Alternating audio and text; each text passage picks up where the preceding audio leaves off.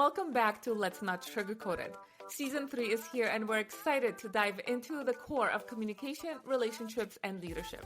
We're your hosts, Bella and Lee, a husband and wife duo with a successful business helping couples and organizations get it together to play a bigger game and elevate their relationships and performance.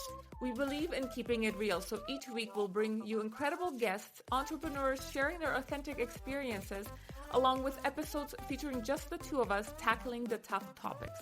So, if you're ready to enhance your connections and sharpen your leadership skills, you're in the right place. Let's get started. I think it's like a utopian thing. Sorry, one sec. With the shared responsibilities, because generally women are still paid less than men. So when a child is sick, when something happens, guess who's taking the time off? Because we are not our positions are not as valued, or we don't bring as much income. So you go home and you stay with the children. So then we are being penalized for having children because our careers don't grow as quickly because we need to take time off to have the children, take care of the children. So I know in the States, it's about 3 months for maternity leave. In Canada is a year, right? And some can extend it to about a year and a half. So that's less pay, less income. A lot of men are like, well, you're on vacation. I had twin girls. How am I on vacation? I'm up 24/7. My husband was amazing in helping out, but he did travel for work, right? So we had an understanding, we had a mutual respect of our roles in our house. And I did take a step back because I couldn't function with twin girls and go back and do full-time what I used to do, right? So a couple things. I think talking about society as the benchmark, if we take a look at history, doesn't serve us well, right? No, because if we base things off of what's acceptable in society, then things are okay until they're not, right? And then the future generations are paying for, slavery as an example. Well, at the time of slavery, it was okay until it wasn't, right? Yeah. And that was a society thing. Yeah. And so the equality, I believe, is, a lot less on trying to create a society that accepts certain things and more about equality in voice, equality in communication, because it means that in a relationship, let's start there. Let's have a conversation around what actually, because is what really fills most buckets of most humans is being in service, right? And being in service of other people, of something bigger. And so you want to be in service of, your spouse, of the person that sits across from you. And if there's something that I want you to do, right? But it doesn't fill your bucket, but you go ahead and do it anyway, because you're just pleasing me. I think that down the road is what gets you into those toxic relationships, where if I say I want you to do, like you were talking about making dinner, right? So if my expectation is every time I come home, or even when I am home, but you cook dinner 90% of the time, which is true anyway. I love cooking. So. Right. But that's the thing. She loves cooking. Yeah. Now, if it was, she doesn't like cooking, but then she communicates that to me, now it creates the ability to have a conversation around, oh, okay, well, I want you to be happy. And if that's not a thing, let's come up with, maybe we find out, oh, I love cooking, which I don't necessarily. I like it sometimes. So then it would be, okay, well, let's come up with a schedule of how often do you cook? How often do I cook? How often do we go out for dinner? And then this way, you're not putting the needs of somebody else ahead of yours. So it's that, to me, you talked about it, Steve, in communication. We talk about it all the time, but I think we talk about equality. It's a quality of voice. Because I'm a man, it doesn't mean that what I have to say is any more or less important than a woman. Listen. And vice versa. That's true. But the dad voice sure gets this house orderly, because when mama is yapping, it's out in one ear, out the other, right? So, I'm just kidding. So but that's just how nature has it, right? The woman is more nurturing and the father is the patriarch. generally speaking, that doesn't have to be that way for everybody, but that's generally considered natural. And, with the cooking thing, nobody wants to eat my food anyway. No, I'm kidding. That's not the point. The point is, you don't know how you're going to feel when you get back from work, right? Yeah. So when you get back from work, you could say, do you feel like cooking tonight? No. Okay, well, neither do I. So let's go out, right? Or, okay, I'll cook tonight then. You know what I mean? So it doesn't have to necessarily be in stone of what you're going to do. But like, you said, Lee, it's about communication, right? That's all it is. But we were just not taught how to communicate as kids, right? Even as adults. As adults, yeah. But it starts with being a kid, right? If you're taught the right way as a kid, you're more likely to do that when you're an adult. Once you've been taught the wrong way as a kid, it's a lot harder to change it as an adult because you start to think, no, this is the way it is. This is the way it's got to be. And you become more stuck in your old habits or old beliefs because you tend to follow how you're raised, right? Tend to, right? So, I mean, we've kind of messed things up a little bit, right? But I'm always optimistic. I think the pendulum will swing back, right? Like a pendulum swings. It doesn't go from here to the middle, right? It goes backwards and forwards, right? Until you find a back or a center. So we're in a process right now where, and this is reflected in everything in society, right? Everything is so unstable. We don't even know who we're going to be at war with tomorrow. Yeah. You know what I mean? I mean, taking it to extreme, right? You know what I mean? Could be anybody. We don't know. Right. And so our lives are, us in the macro as in the micro, right? Our lives are like, which is why it's even more important to have a strong relationship, strong marriage, whatever it is, right? It's even more important. And unfortunately, again, unless you're doing programs like yours that help people understand these things, it's hard how do you figure it out, right? How do you figure it out? It's not easy, right? Trial and error, which is not a good way to go. I've done that. So I'm definitely, I've been married 4 times and I still didn't get it right. Right. So I'm like, trial and error, as long as you're learning from your mistakes or your learning, that's it. And taking those learning and changing your habits and changing your actions, because we always say knowledge is nothing without the action. So you can know this is your pattern, yet still do it. So absolutely, and doing a completely and changing habits is quite hard, as we know. The bad habits are quick to acquire, hard to change. The good habits are hard to acquire. And fortunately quick to change. Yes. Right. Did you guys ever agree on how many days it takes to change a habit? I don't know. I said 21 one time, 25. I don't know. I think it all depends on the habit. I remember watching you guys and you were talking about that. Is it 21 days? 21? I don't know. Depends. Like I said, it all depends. It all depends on the habit and how hard it is for you. Right? Because let's say cooking at home for me, if somebody wanted to change and eat more at home, for me, that habit, my gosh, it's easy. No problem. But getting up at 5:30 to go to the gym, that may take a little bit longer.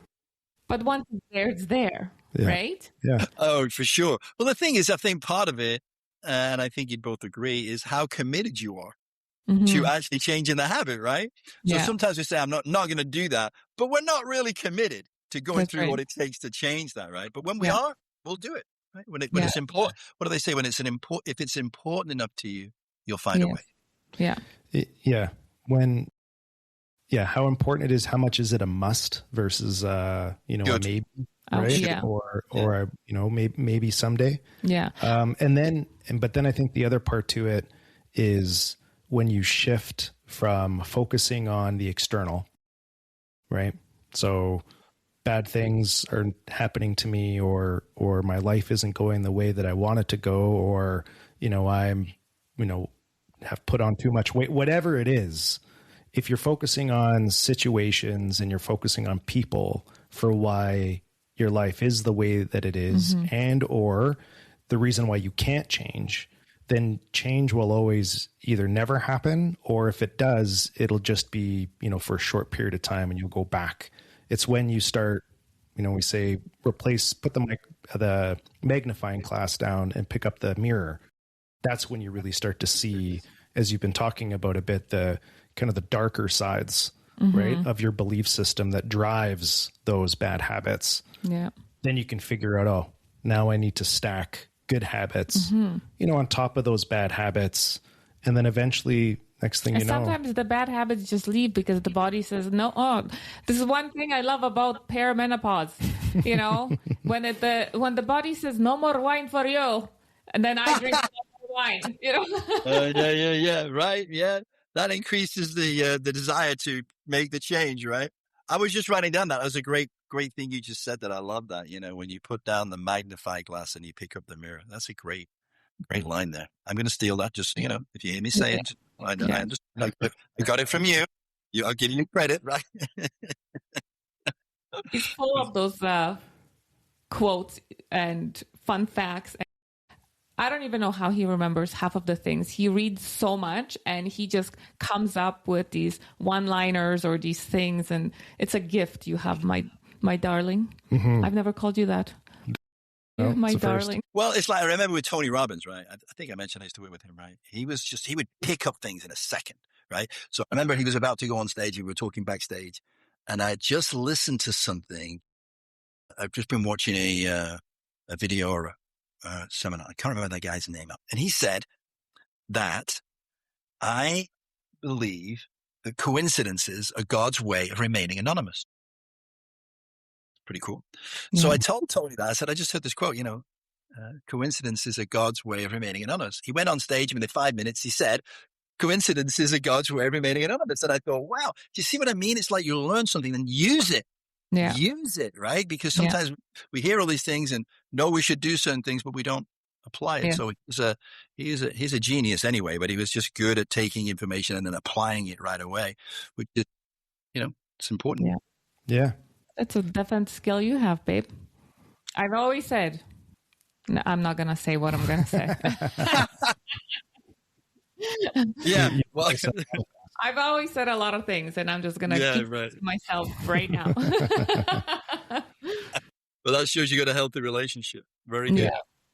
Well, it's been 20 years. So, 20 years? Oh my God. 20 years together. Mm-hmm. Yeah. It's going to be 18 years married, 21 together this coming September. And, let me tell you. What's the secret? What's the secret? Always growing together. Yeah, because a lot of people grow apart, don't they? A lot of people grow apart. They get interested in one thing and the spouse not interested. Yeah. And you're going to grow apart. I mean, you don't have to do everything they do, but at least be interested. Right. Yeah, be curious. That's the big one. Just be curious.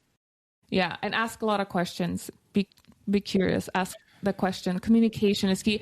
I mean, let me tell you, we have had our share of ups and downs, and we did almost separate, 3 years ago, 4 years ago, something like that. But we did the work. We, again, put down the mic. That's the one from that time. Put down the magnifying glass and look in the mirror. Yeah. And when we looked in the mirror, the reflection didn't come back as beautiful as we've painted ourselves to be. Yeah. And that's when we started doing the work, and that's what brought us back together. Yeah. Usually we're talking about trial and error. I like metaphors a lot. And so, when we hit a rock bottom, that's when we find out the rock bottom is full of mirrors, right? It's like falling into a cave. And then that's when you look around and everywhere you look, all you see is you. That's it. Yeah. Right? That happens very often. I can't say that always, but very often because you've been looking at everybody else but yourself. Yeah. And it's not until there's nobody else to look at, that you're on your own, you're alone, that then you can stop. Yeah. Yeah. And so communication, clarity, right? That's a huge thing. So when earlier we're talking about equality of voice, it was really just getting clear on her wants, my wants, and doing that in such a way where we're not trying to please. I think sometimes what do I want? Okay, well, if I say I want, I want to live in other places. Well, what if she doesn't really like that? Okay, well then maybe I won't say what it is that I want, right? In that moment, that dialogue, you are, not living into your wants and your needs and your desires. And so we got really clear on that. And it really helped define some of the things that, were really overlapping for us and where some of those things are not. And where they're not is completely okay, because we are completely different human beings. And what that does is create the opportunity for us to now have a discussion on how do we support each other and live into those things where we differ, instead of feeling like we have to let those things go somewhere else and kind of die, right? We can bring them and breathe some life into them. And then a huge part of that, you mentioned it in the number 2 part when you were talking about kind of shame and stuff, which is the discomfort piece, is in communication. A lot of the things that need to be talked about don't, because we avoid discomfort. And so that was a big one, is especially for me, was really leaning into discomfort to have that dialogue and create that clarity. Yeah. I had no problem with leaning into discomfort. Again, I don't know if this is true, but my experience has been that women are better at leaning into discomfort than men, generally speaking, right? Because they're more practical. Men are scared of women to a large degree. They don't want to upset their woman, right? It's like a guy's job is to keep his wife happy, happy wife, happy life, right? But sometimes women do that well. Let me give you an example here, right? So I remember having this conversation with my wife, and one, just kidding. Pretty old. Well, actually, all of them. All right, you got me. All right. So anyway, so I would say, does it matter which one? I'm just kidding, right? So I would say, let's go out for dinner, and she'd say, okay, and then say, well, where do you want to go? And she'd go, I don't know, anywhere. And I would say, I genuinely wanted to go where she wanted to go because I didn't care, right? But then she would say to me, why can't you just make arrangements, book the dinner, and we'll go there? Because that tends to be, not always, what the woman wants is for the guy to make arrangements and take her somewhere. I didn't realize that until my wife explained it to me. And I went, oh, okay, we're going to McDonald's. Because I made the decision. What's wrong? Yeah. Well, I like, you just take her to a members only, place for dinner, like Costco. Right. Yeah. And it keeps the riffraff out. That's right.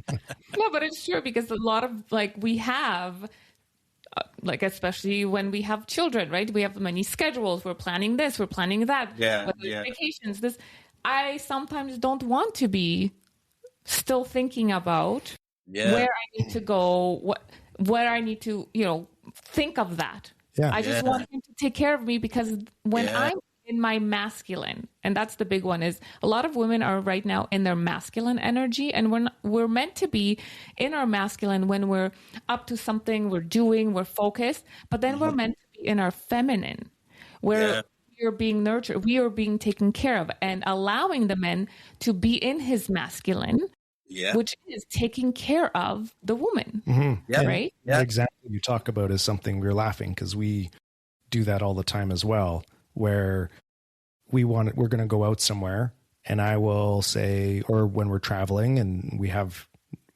to go out and eat somewhere, and she'll be like, so where do you want to go for dinner tonight? Right. And I'll be like, well, where would you like to go? Because in that moment, for her, I think this is a really good distinction, is because for her, what she needs right in that moment is just to be taken care of. Yeah, absolutely. What makes you happy in that moment is not about really where we go. It's more of just, I put the time and the thought and the effort into taking you somewhere. Yeah. Wherever we go, we go. And we don't have to walk too far in the cold. In your heels. My heels. And you don't have to think about it, right? Because women never shut up in their head.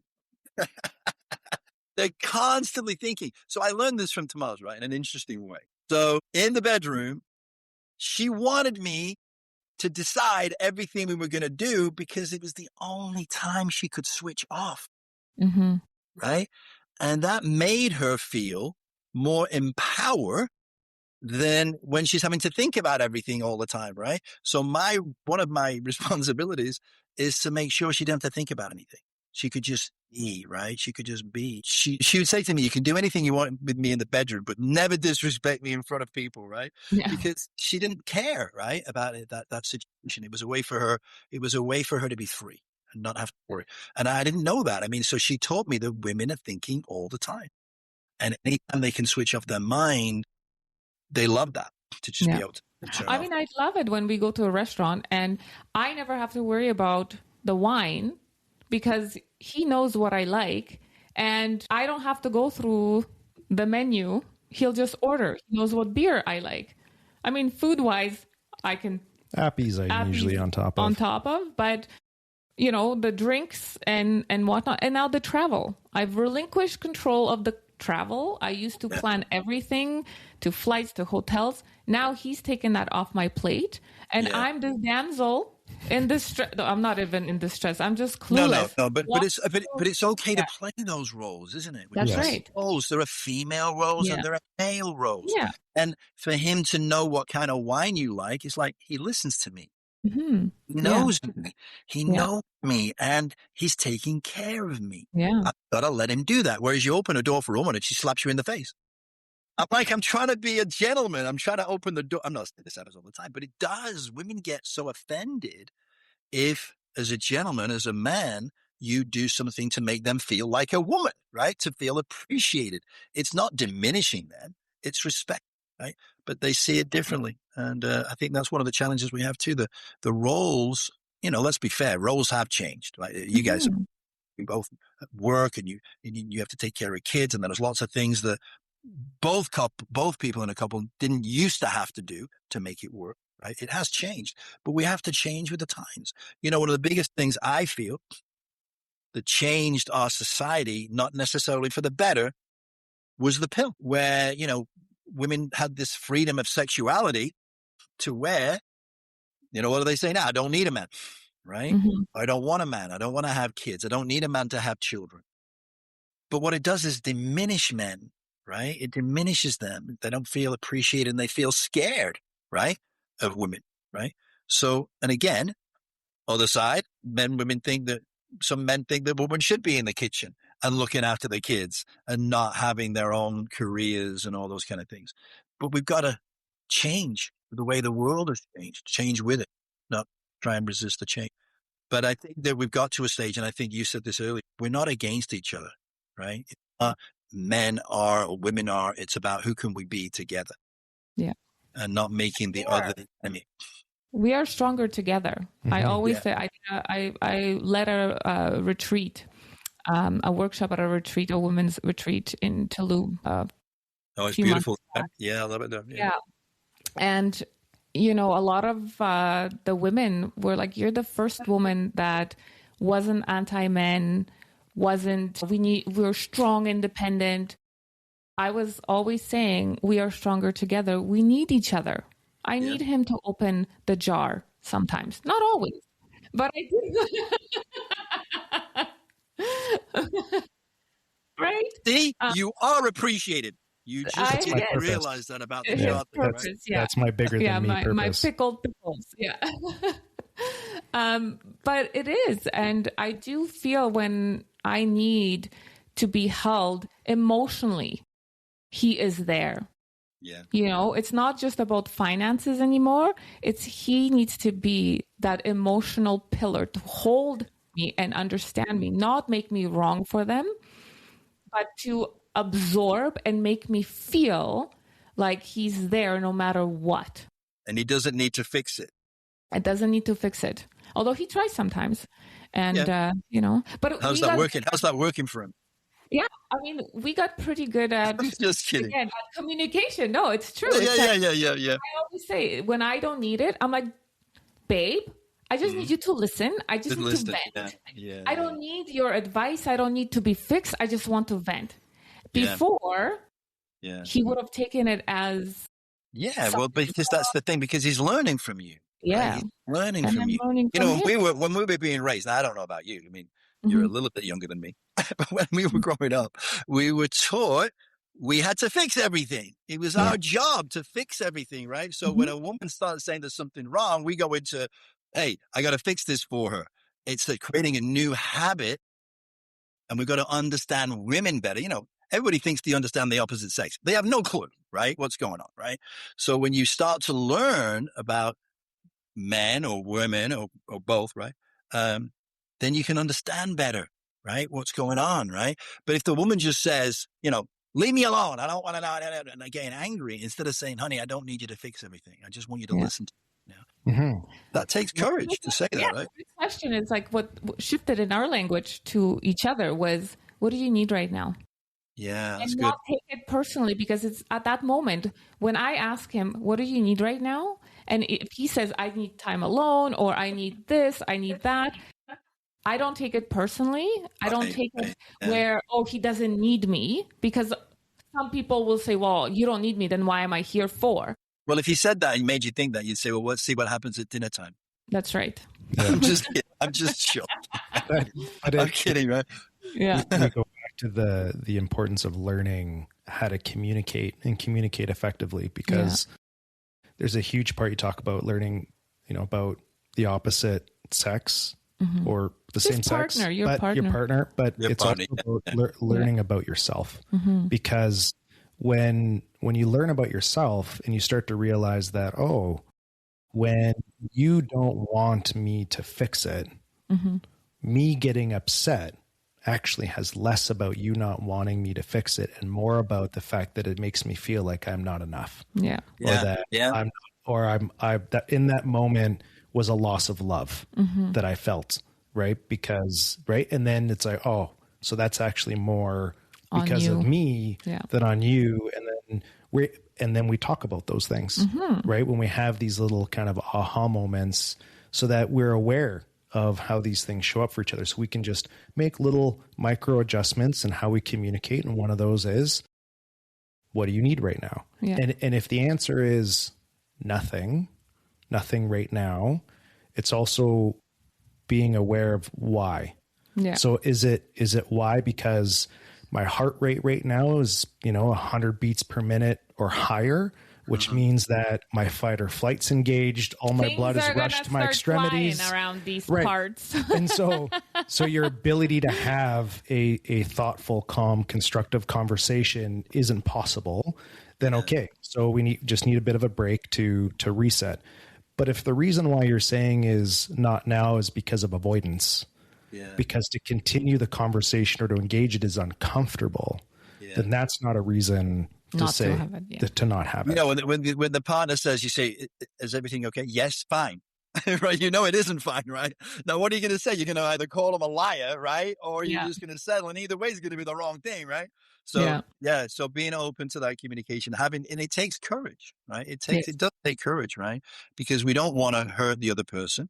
Yeah. But at the same time, there's sometimes, I think both sides probably are guilty of this. I would have said before, maybe women are worse than guys, but women generally want you to figure it out, right? They don't want to tell you what the problem is, because then you're going to just be saying something rather than really feeling and understanding what really needs to be done and said.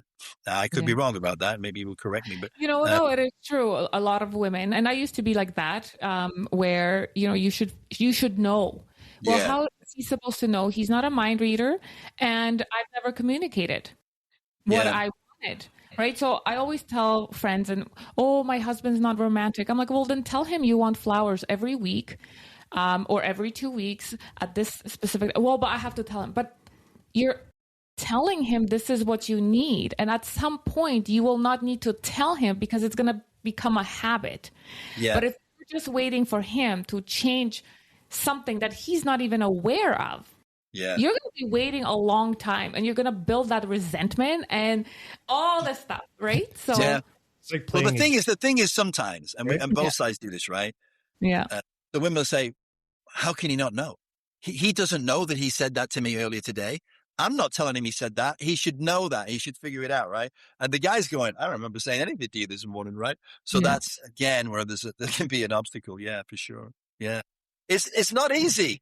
But here's the thing as well. You guys have done a lot of work, right? Obviously, you guys have done a lot of personal development work. Yes, we have. Right? So that's what can make it easier, which is, I guess, why you do what you do, right? Because you want to make it easier for people, because they're very limited on the places they can go and learn this stuff. I mean, you're talking high level stuff, both of you, right? You know that, right? This is not something people are going to figure out on their own, right? Yeah. Well, because there's nothing really, like you said before, nothing. We are not taught the proper way to communicate, to ask for what we need in a way that we're seen and heard from childhood and adulthood. We just take whatever we've been gifted by our parents, our schools, our peers, and then we just mumble jumble it all, and we kind of go through life blindly, and then sometimes wonder, why is this relationship not working? What is this not working out?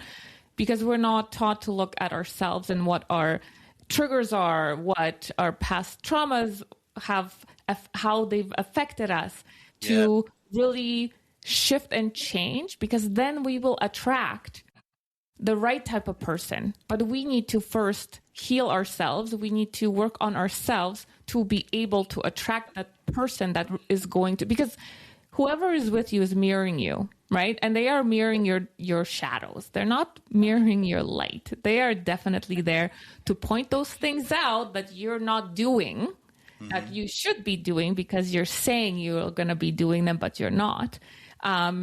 So it's once you heal yourself, you will attract that person because they will mirror back who you are as a human. Well, I'll agree to disagree a little bit. So sometimes it's not a question of healing, right? So we're all raised by our families in a certain way, and we're all taught by our parents that this is right, this is wrong, this is the way you should behave, this is what you should do.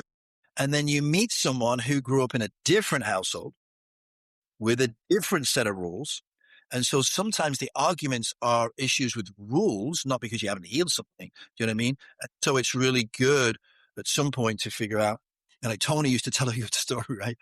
How his wife hated to shout, would not shout or anything, right?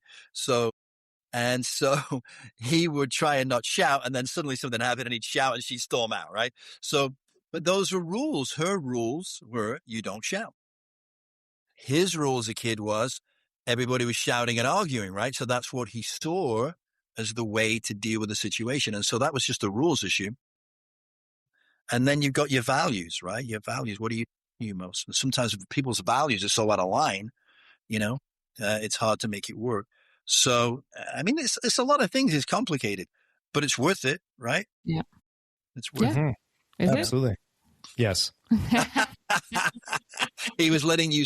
Right? Yeah. But yeah, absolutely. Yeah. Right. It's all about getting an understanding. Now, it doesn't mean you need to not get into, relationships until you got yourself all figured out. No. But it's understanding that when you do like somebody, it's about also inquiring with yourself, well, why? Right? Is it because they make me feel better about a part of me that I don't like? Because down the road, that's going to cause a problem if that's the case, right? And so many people don't make their relationship a priority. They just think it's going to work out. Well, we're married now. You can't go anywhere. I can't go anywhere. So let's just see what happens, right? Yeah. Instead of working at it, you got to work. It's something you got to do every day, So I did a lot of things right, and I did a lot of things wrong. That's for sure, right? But one of the things I did was I always made sure that at least once a day I told my partner I loved her, right? Or never went a day without telling each other that. I mean, that's about all I did, though. I'm just kidding. I think that was important. So there are certain things that we can do to make it better, and making our partner feel important in your life, I think, is really key, right? Yeah. And I maybe did that too much. I made my partner too much of a priority and gave up too much of myself. So it's a balance, right? You've got to make sure you take care. Definitely.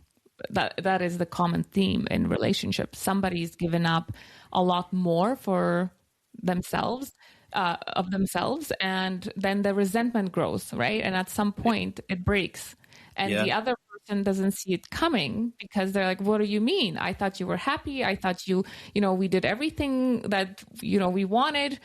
Again, it's communication. You didn't tell me. You didn't tell me. I didn't know.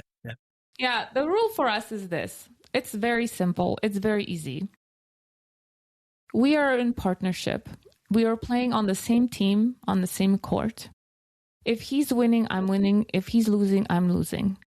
And vice versa. And vice versa. So coming into an argument, coming into a decision, coming into life situations with that mentality where we are on the same team, we want the best for each other and for our family and for this marriage and this relationship, the conversations go a lot smoother because we are on the same team versus playing against each other. I think that goes along with the idea or the belief that, look, you're going to have disagreements. Yeah. It's impossible not to, unless you're just pushing them all down, which, like you said, is going to build resentment. I think one of the keys, though, is to go into a discussion or a disagreement, not to win, but to understand. Right? I think that's really important, because so many people, whether they realize it or not, either consciously or unconsciously, are going in there, I'm going to be right. And then that's a recipe for disaster, right? It's not, even if you are right, you're still wrong. Yeah. No, you nailed it, because when you're talking about smooth, to me, smooth is not the absence of conflict. Right? Mm-hmm. We still have discussions that are, emotional on either both sides, one side, but it's even through that, it's knowing that we both want each other to win. Yeah. And so the emotion in this conversation isn't about wanting the other person. It's not about being right. It's not the win-lose. We're on the same team. Yeah. And that means that then you can have that psychological safety to just talk. Because then in that moment, there's nothing that you can say that's going to cause the team to break apart, because you're committed. Yeah. Right? Yeah. Well, there's a few things you could say. Just kidding. So, just playing around, having fun. Commitment is a big thing, though. You're right, man. If you're committed, you'll find a way. If you won't, you're not, you won't. You won't. Yeah. You got to be committed, and you got to remember that it's not get married and then that's the end of everything you got to do. It's just the beginning, right? Don't ever stop courting. Don't stop courting. Don't stop the gestures. Don't stop that part, that piece that. And that's such a key. I haven't heard that word in a while, but courting, right? Yeah. It's so key because I used to say, listen, when you first get together, you've got that, what do you call it? The honeymoon stage. Yeah. But I was always like, I don't want it to end. Right. Yeah. Now it's up to us to keep that going. It doesn't have to end. Right. Yeah. We're the only ones that can screw this up. Mm-hmm. But then what would happen almost invariably, because this is the way most people are in society, you would start to see them taking me for granted. And then I would start taking them. It's like you start out in the middle of the room and you're like this, right? And then little by slow, that hurt my feelings. Oh, there. And the next thing, you're at either side of the room and you can't remember how you got there, right? And finding your way back can be so difficult. Yeah, I think really appreciating each other. Yes. Finding out your love languages, right, is very key. It makes it so much easier. If you're loving people using the wrong languages, like we may as well be speaking Spanish right now, it's not getting through. But that means making an effort. You guys have made, you've spent a lot of time working on this stuff, right? But you're blessed now, right? I mean, can you imagine being with somebody that hasn't done the work that you've done? No. There's no chance, right? It's never going to work, right? No. So, well, kudos to you, first of all, for doing that and doing it together, right? There's so many people that I've done a lot of personal development events, and, people would come up to me and say, I'm here on my own because my husband doesn't want to do this, right? Not on board. He doesn't even know I'm here. And I can't tell him I spent this money on coming here. That's not good. Yeah. No. Yeah. No, I was just going to go back to the courting piece, and it doesn't have to look like what we imagine, right? Like the big gestures. Like this morning, I went to the gym to work out, and he called me and he's like, oh, there's no eggs or milk, but not that he was expecting me to go and get it. He's like, he was just opening the fridge. He's like, just disappointed. He's just disappointed they weren't there, not blaming you that they weren't. Yeah, yeah. And I had the choice. I could have just driven home and be like, oh, I'll get it later. But that small gesture of going and turning left instead of right and going and picking up eggs and whatever, that shows I love you. I appreciate you. Mm-hmm. You know, like those are the little moments that matter and they compound, you know, in the great scheme of life. And since we're doing service, since we're doing shout outs to ourselves and then we're making ourselves feel good about each other. Yeah, right. Pat on the back. Before you left for that workout you did this morning, I took the dog out and what did I do? I started the car and turned the heated seat on and the heated steering wheel. So because it was just a little chilly this morning. That's right. You guys are making you guys are starting to make me sick. This is bad. Get a room for God's sake. Let's wrap it up. Let's wrap it up. So, well, we're really excited about your book. Give us a little, Cole's notes, a quick one, and where can people find the book? Okay, great question. Well, what I've done, I sent you a link, right? That people can get, because they don't know anything about the book, right? So it's where they get the first 3 chapters of the book, so they can decide whether they like it. It's free, right? And also there's a link if anybody would be interested in getting counseling from a relationship. What's the word about relationship suicide? From someone who doesn't know what they're doing. Now, if anybody's interested in getting coaching, because I have learned a lot over the time, right, from this, getting out of and not letting a toxic relationship in again, right? Then they could get a complimentary coaching session because they're on your podcast. And then the website is vft23.com. And there's all kinds of other stuff on there as well. Yeah. Okay. Well, thank you so much for the time and all your stories and your vulnerability. And just, it was awesome. It was fun. So thank you so much for sharing your experiences in your life and your wisdom with us. Yes. Well, thank you very much for having me. I've had a great time. We hope you enjoyed today's episode and gained valuable insights to elevate your life and business. If you found value in our conversation, spread the love.